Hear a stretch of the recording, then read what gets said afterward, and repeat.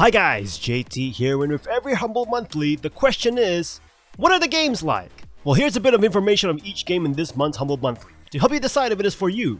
If you want to know more about game bundles, then feel free to subscribe to my channel. I'm also a Humble partner now, so if you click on the link in the description, you can choose to donate to yours truly, if you want to. Anyway, let's get into this. And number 1, the feature game of this month, Hell Let Loose. A multiplayer platoon-based realistic first-person shooter game set in the Second World War. The story of Hell Let Loose is, well, there is none, except for the one that you write for yourself. Set in World War II, you can either play as the Germans, the Americans, or the Russians, with the British invading into this game in the very near future. In terms of classes, you can play as an officer, a medic, a machine gunner, a commander, a crewman, or a sniper. This game isn't at all like Call of Duty and slightly different from Battlefield, as it emphasizes more on realism over the arcade feel of the other two games mentioned. You'll be involved in large-scale 50 vs 50 multiplayer battles across 9 maps and 2 modes. And like a real war, you will most likely die from one shot. There aren't any hit markers, nor any sort of visual help telling you that you have hit your target. This game also emphasizes on what's important on the battlefield, teamwork and strategy. When you spawn into your first few games, you'll have no idea where you are and where you should be going. There are hardly any hints available in terms of objectives and map guidance. Your best strategy at this point is to follow another player or a group of players and just do what they do. You can even jump into voice communication with your team so you can plan attacks and defenses together, or just hear somebody screaming vulgarities at you and your mom. Battles are quite long, between 45 minutes to an hour per match, so this isn't a game where you can just jump in, quickly kill a few Nazis or allies before calling in your drone to drop a bomb on everyone. This game rewards communication, coordination, teamwork, and patience. With its focus on realism, the environment that you're spawned into follows suit, feeling like an expendable nobody with a dog tag, while mortar shells are falling all around you and planes flying over your head, accompanied only by the moving sounds of vehicles of war and bullets flying past your head. There aren't any music in this game either, adding to the realism. It's a feeling to experience for yourself. This game isn't for those who are into that Call of Duty instant gratification or people who like going in alone. You are a nobody like every single one of your squad members, and you need to work together to win the battle. It has a high learning curve and will test your patience to land that kill. And number 2 we have Kingdom of Amalur, Re-Reckoning, Fate Edition, a remaster of the 2012 action RPG Kingdom of Amalur. Furthermore, you'll also unlock the DLC, which is a new content, previously unavailable in the original game. Set in a rich fantasy world filled with mortals and elf-like fae races, the story begins after a powerful fae named Gadflo, king of the Winter Court, begins decimating Amalur, seeking to bring the world under the rule of the dark god Turnok. Your character dies in the ensuing chaos and you're resurrected by a device called the Well of Souls, and now you exist outside the tapestry of fate of the rest of the world. So now the Fae cannot predict the future, making you uniquely conditioned to be able to stand against Gadflo and his armies. You are given the title, the Fateless One, and you're on a mission to unite the people of Amalur and defeat the Winter Court. You can also now change the destiny of anyone you meet and grant you the freedom to be anybody you want. Being a remaster of the 2012 game, the graphics have seen slight improvements, but still muddy compared to today's standards. Lip syncing and animations are rough as per the original, and the world's environments look like something that is inspired by World of Warcraft. Loading screens are still present when you transition from one place to another, which could be off-putting sometimes. However, this game's rights far outweigh the drawbacks, with a huge world filled with plenty of unique places to see and explore, a rich lore and backstory, and a combat system that never feels old. If you're into learning about Amalur, there's a lot to take in as you explore every nook and cranny, talking to everybody to learn its history, people, and factions. Each location visited has engaging stories and plenty of quests to complete, with some quests feeling like something available in an MMORPG. In addition to an impressive and huge world, your build variety is equally impressive. Even though choices you make don't seem to make much of a difference to the story, your build can make a huge difference to your own play experience. Rather than locking you to a specific class, you can build your character however you see fit. The main archetypes though are warriors, rogues, and mages, with warriors acting like brawlers with heavier but punchier attacks, rogues with faster light attacks, and mages casting magic from afar to obliterate enemies. No matter which archetype you go for, combat is extremely fun and satisfying, and this game is all about the combat. In later parts of the game, you do get bored of your character, you can always reset your stats. It will cost you a pretty penny, but by the end of the game you will be so rich that it won't be a problem. So you can be a tanky, hard-hitting warrior 1 minute, and the next you can respec to a magic-throwing, dagger-wielding mage. Some have said that this game is a bit too easy, so the remastered version introduces the very hard difficulty setting for those looking for a challenge. If you like to explore a huge fantasy world destroying various monsters while collecting loot and completing quests, then this game is definitely one to play. And number 3 we have Shadow Tactics, Blaze of the Shogun, Aiko's Choice. A tactical stealth game and the standalone expansion of Shadow Tactics Blaze of the Shogun from 2016.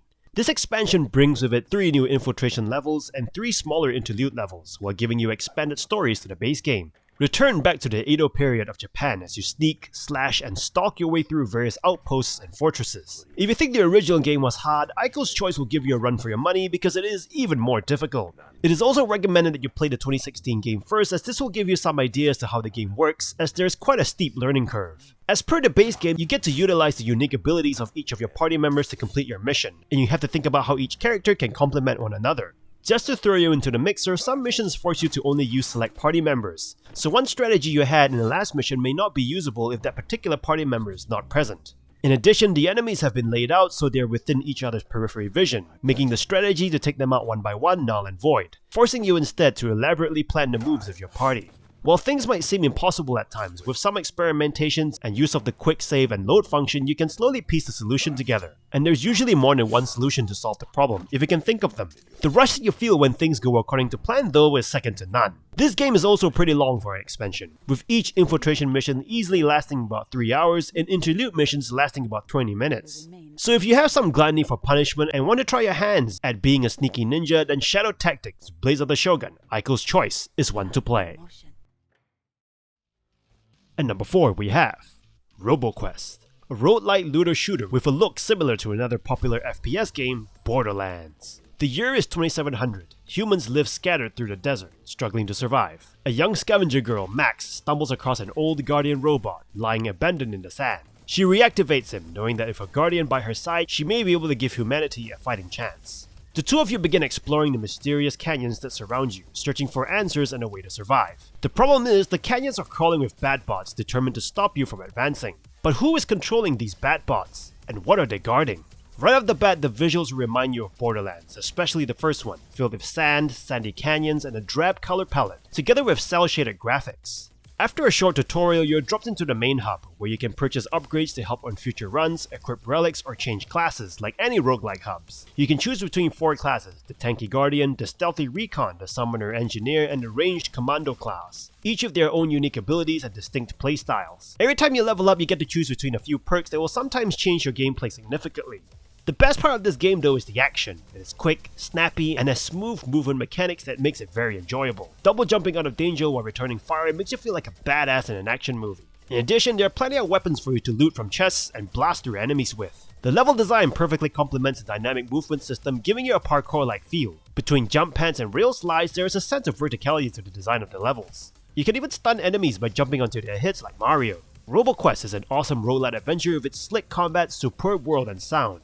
It is definitely a must-play for fans of roguelites. And number 5 we have Eldest Souls, a Souls-like action game. After centuries of servitude, humans rebelled against the old gods, imprisoning them within the sacred walls of the Citadel. In the final act of vengeance, the old gods unleashed a great desolation upon the world. Mankind is fading, and you, the lone warrior, are mankind's last hope. You are to infiltrate the Citadel, imprisoning the old gods and kill every single one of them. You can find further lore and notes scattered across the world. Unlike From Software's Souls-like games, you do not lose anything upon death. Stamina only dictates how often you dodge, so swinging your sword all day won't deplete your stamina. Your heavy broadsword will make your attacks feel deliberately slow, and it will take you a while to get used to swinging your sword around. You don't have any health pickups, instead you regain health by landing charged sword strikes. This encourages and rewards aggressive gameplay. You can lose 90% of your health only to regain it all again with a few charged strikes. However, these charged strikes take a while to charge, making it both risky and rewarding. The highlight of this game is definitely the boss battles. Each boss has a unique look, backstory, and skills. Each of them will equally challenge you to use every skill and knowledge about them to defeat them in battle. Do expect yourself to die multiple times as you attempt each boss over and over again. The bosses have plenty of tricks in their bag. They will fill your screen with traps, bullet hell style projectiles, and often shift tactics or take on new forms in the middle of a fight. When you die, you will instantly respawn, keeping you engaged. You can also try other bosses first if a particular boss is making you want to throw your computer out the window. There are 3 combat styles to choose from: Windlash, Berserk, and Counter, which is your speed, offense, and defense class respectively. You can only equip one class at a time, and each class has separate skill trees. You can change classes and respec at no cost, so you can experiment with each class and skill tree on each boss, as you try to find the best class for you to handle particular bosses. Not to say that some bosses are weak against a certain class, it is more about your personal strategy for each boss. Upon defeating each boss, you earn shards which will provide additional customization options to build your character. When you aren't slaying gods, you can explore your surroundings and talk to other characters. These characters usually send you on a quest to bring them artifacts, which you can find by exploring the world thoroughly to find these well-hidden items. Giving these artifacts to them will earn you perks like increased movement speed to aid you in battle. Eldest Souls offer some memorable boss battles, and will see you coming back with the need to add another boss's head to your collection, or if you just like getting killed over and over again by a supreme being. And number 6 we have UnMetal, a stealth action game that is a parody of the Metal Gear games from 1987. No, not the Metal Gear Solid games that you may know, but the ones before Solid Snake came to existence. The game opens up on an interrogation, and you play as Jesse Fox, who is retelling the story of what's happened to him, which encompasses the narrative of this game. In your story, you find yourself in military custody after escaping from a strange prison where you were accused of a crime that you did not commit. There is near constant narration from you and fourth wall breaking that nitpicks on details and contradictions that arise in your story. It is undoubtedly a parody of Metal Gear, but it is a really good one with a compelling story of its own. The Metal Gear similarity even boils down to UnMetal's gameplay, where you're in a top-down view with stealth mechanics that seem like they were ripped out of the classic Kojima games. The game's items and inventory puzzles also invoke nostalgia with the way that they allow some level of creativity in their usage. However, unlike Metal Gear's story, which is serious all of the time, UnMetal's narrative is quirky and funny. Because the adventure is based on your own memories, you can alter certain aspects of your journey to fit your playstyle. Or when you're forced to use your precious health kits to heal your enemy because your character insists that he does not kill. This comedic and unreliable narrative brings a personality to the UnMetal story and its telling of it. However, you won't be overwhelmed by humor, as they are cleverly peppered throughout the narrative and will give you some good laughs. This is in stark contrast to the difficulty of the game, as this game is no walk in the park and you will die a lot. Thankfully, you will just respawn close to where you died, so you won't need to start a whole section over again. While most parody games fail, UnMetal does a really good job in its story, the unique way it is told, and in being an exceptional top-down stealth game, and it is definitely worth playing. And number 7 we have Raji, an ancient epic, an action platformer that seemed to be inspired by older God of War games mixed with Prince of Persia. Based around Indian mythology, demons and gods were at war with one another, with the gods coming out on top. For 1,000 years, humans have felt peace and have embodied a false sense of security. Having forgotten the ways of the alchemy, the demons launched a surprise attack against the humans, waging a new war to repay their past humiliation by the gods. Cities and fortresses fall, and humans are killed by the thousands, and their children taken away. Raji, a young girl, is chosen by the gods to be the hero of destiny and tasked with destroying the demonic invasion. This is a well-written tale of good versus evil, inspired by Indian mythology.